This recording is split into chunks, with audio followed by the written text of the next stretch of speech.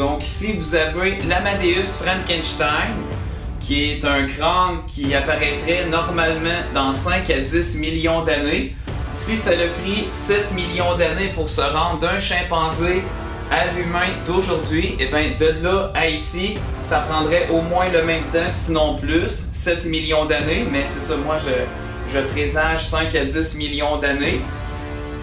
Le volume endocrânien est de 6850 à 15 000 cm3, soit de 5 à 12 fois finalement le crâne normal d'un humain d'aujourd'hui.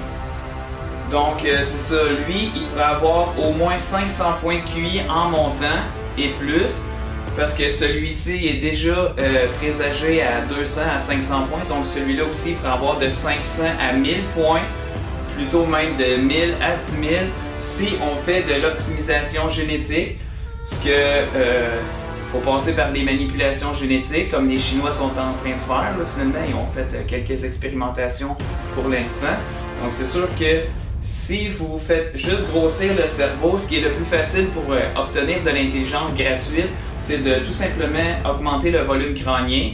Donc si vous faites juste, dans le fond, copier la tête de l'humain d'aujourd'hui et puis le faire en format géant, si vous le montez sur un squelette, c'est ça, de 10 pieds de hauteur, puis que le coefficient de densifalisation il est encore bon, et bien là, évidemment, vous allez pouvoir atteindre peut-être 1000 à 10 000 points. Mais c'est sûr qu'il va peut-être falloir modifier la qualité du cerveau. Ça veut dire soit doubler la densité neuronale, donc le nombre de neurones. Ensuite, vous pouvez aussi doubler l'épaisseur de matière grise, augmenter le nombre de circonvolutions de plis dans le cerveau. Vous pouvez aussi augmenter le nombre d'hémisphères. Mais ça, tout ça, c'est des optimisations qui peuvent arriver à devenir beaucoup plus tard.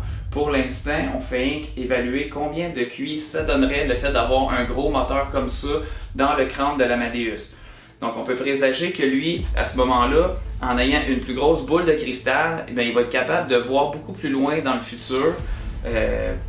Dans le fond, il va être capable de trouver toutes les théories, tout ce qu'on n'est pas capable de faire à notre époque. Lui, l'Amadeus Frankenstein, il va le trouver très facilement.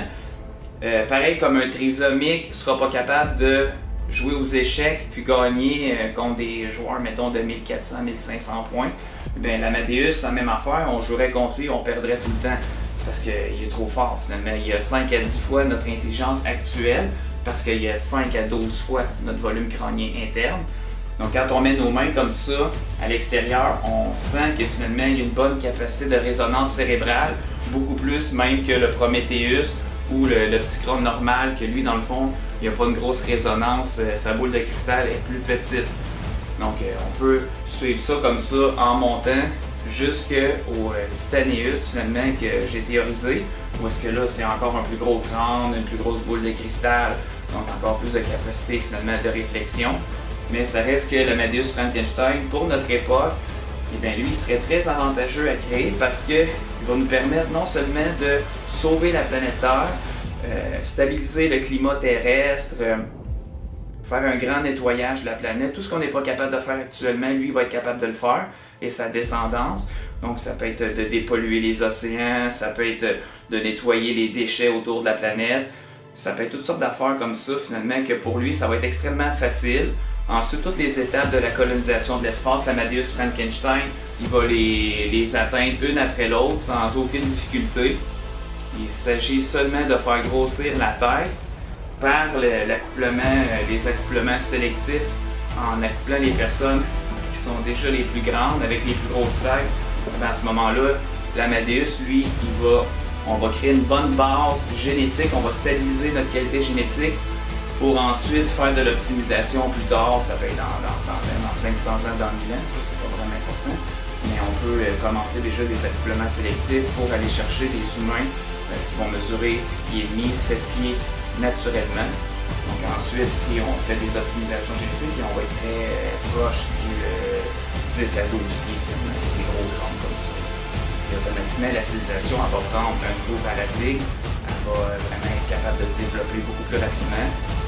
Et dans ce cas-là, l'évolution naturelle, c'est de converger vers un crâne comme ça, que, comme j'ai expliqué, les extraterrestres, eux autres, ils n'attendront pas 10 millions d'années avant d'arriver à ça. Ils n'attendront même pas 1 million d'années. ils vont se modifier en dedans de 100 ans à 1000 ans, à quelques milliers d'années, pour se faire atteindre des étapes supérieures finalement de leur évolution. Donc sinon le risque c'est que si on se dit ok on va attendre 10 millions d'années pour atteindre cette grosseur de crâne-là, mais le risque c'est qu'il y ait carrément une régression génétique, une évolution, qu'on retourne de cet état-là évoluer à des plus petits états antérieurs, par exemple à cause du métissage,